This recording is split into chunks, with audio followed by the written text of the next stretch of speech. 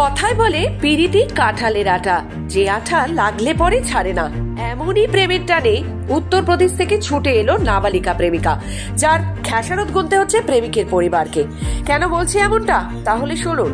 নাবালিকা প্রেমিকাকে ফুসলিয়ে নিয়ে আসার অভিযোগ উঠেছে পূর্ব বর্ধমানের প্রেমিকের বিরুদ্ধে।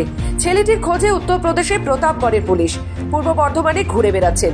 ঘটনা মেমারি থানা এলাকার বরপলাশন 1 নম্বর গ্রাম পঞ্চায়েতের অধীনে বাবুনিয়া গ্রামের। যুবকের খোঁজ না পেয়ে বৃহস্পতিবার মেমারির নানান জায়গায় পোস্টার দিয়ে উত্তরপ্রদেশের পুলিশ জানিয়েছে, অভিযুক্ত পুলিশের কাছে আত্মসমর্পণ না করলে তার সম্পত্তি আদালতের নির্দেশে বাজেয়াপ্ত করা হবে। উত্তরপ্রদেশ পুলিশ অভিযুক্তের বিরুদ্ধে পক্সো আইনে মামলা রুজু করেছে।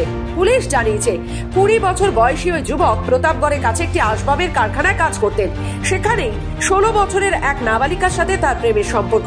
কয়েক মাস আগে ওই যুবকের সঙ্গে নাবালিকা মেয়েটি মেমারিতে চলে আসে বলেই জানায় পুলিশ। গত সেপ্টেম্বর মাসে মেমারিতে এসে ওই নাবালিকাকে পুলিশ উদ্ধার করেও নিয়ে যায়, কিন্তু অভিযুক্ত যুবকের খোঁজ পাওয়া যায়নি। এরপর উত্তরপ্রদেশ থেকে এসে অভিযুক্তর বাড়ি থেকে স্থানীয় জনবহুল জায়গাতে ওই নোটিশ দেওয়া হয় পুলিশের তরফ থেকে। অভিযুক্তের পরিজনদের দাবি, তাদের বাড়ির ছেলের সঙ্গে নাবালিকা আসেনি, সে একাই বর্ধমানে এসেছিল। মেয়েটিকে তারা বাড়ি পাঠানোর চেষ্টাও করেছিল, কিন্তু সৎ মায়ের কাছে ফিরে যাবে না বলে জেদ ধরেছিল মেয়েটি। এইটা হচ্ছে অ্যাকচুয়ালি ছেলেটার কোনো দোষ নেই। ছেলেটার সাথে যাই মানে ওখানে ভাব ভালোবাসা হয়েছে। ওখানে ধরুন ছেলেটা 2-2.5 বছর কাজ করেছিল। এবার তার জন্য এবার ছেলেটা ওখানে যাই ভালো মানে প্রেম ভালোবাসার মানুষ মাত্রই হতে পারে, ঠিক আছে। এবার ছেলেটা এখানে বাড়ি চলে এসছে। এবার ছেলেটা 1 বছর বা 6 মাস যায়নি কো। মেয়েটা মানে কোথায় বাড়ি যায় না, ইউপি না কোথায় বাড়ি বলছে, ওখান থেকে ডাইরেক্ট আমাদের গ্রামে চলে এসছে। এবার ছেলেটাকে ফোন করেছে, ছেলেটা এখান থেকে গিয়ে নিয়ে এসছে, মানে দাউন্দি হোক কি বর্ধমান থেকে মানে নিয়ে এসছে ছেলেটা। দিয়ে এখানে ছেলেটা ছিল এবং আমার মানে চাচাতো ভাই হয়। তা আমার কাকা বললো, তাহলে এখন বিয়ে শাদী দেবো না কো, তাহলে মানে ছেলে বাপ মা যদি মেয়ের মা যদি বাপ মা যদি আসে তখন তার বিয়ে শাদীর ব্যাপার দিতে আমরা যে অনেক ধরতো। আমার মা খেপা, আমার বাবা নেই, আমার মা সৎ মা, এরকম মানে বিভিন্ন রকম বলে মানে ছেলেটা তাহলে আমার কাকা কি বলতো, তাহলে এক কাজ করে তাহলে বিয়ে দিয়ে দেওয়া হোক। দুজনে ভালোবাসাটা কোনো অন্যায় নাই, সকলেই ভালোবাসতেই সবারই ইয়ে, সে জাতি হোক আর অজাতি হোক বেজাতি হোক। যে মেয়েটা যে এলো, মেয়েটার সঙ্গে যাই ব্যবহার খারাপ করে নাই, ভালো করেছে। তাহলে মেয়েটাকে যখন তোর হাতে তুলে দিলে তারা কিছুই করলো না, থানাকে না লিখলে, না পরিচয় করলে, না কিছু করলে, কিছুই তো করলো না। তাকে সসম্মানে তার হাতে তুলে দিল, তাহলে এটাও এদের ভুল।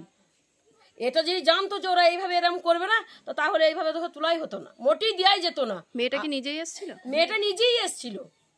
কতদিন ছিল এখানে? কতদিন ছিল এখানে? এখানে ছিল 20 দিন ছিল প্রায়। এবার খাওয়ানো দাওয়ানো সবই করলো, মেয়েটা থাকলো। মেয়েটা বললো আমার মা নেই, আমার বাবা বিয়ে করেছি, আমার সৎ মা আমায় দেখতে পারে না, আমায় মারধর করে, আমায় খেতে দেয় না, সেই বলে আমি চলে এসেছি। তো এরা যথারীতি যে যা মেয়ে ছেলে যতই হোক, বাচ্চা মেয়ে যাই এসছে, বিয়েটা হয়নি, এমনি থাকলো কাছে।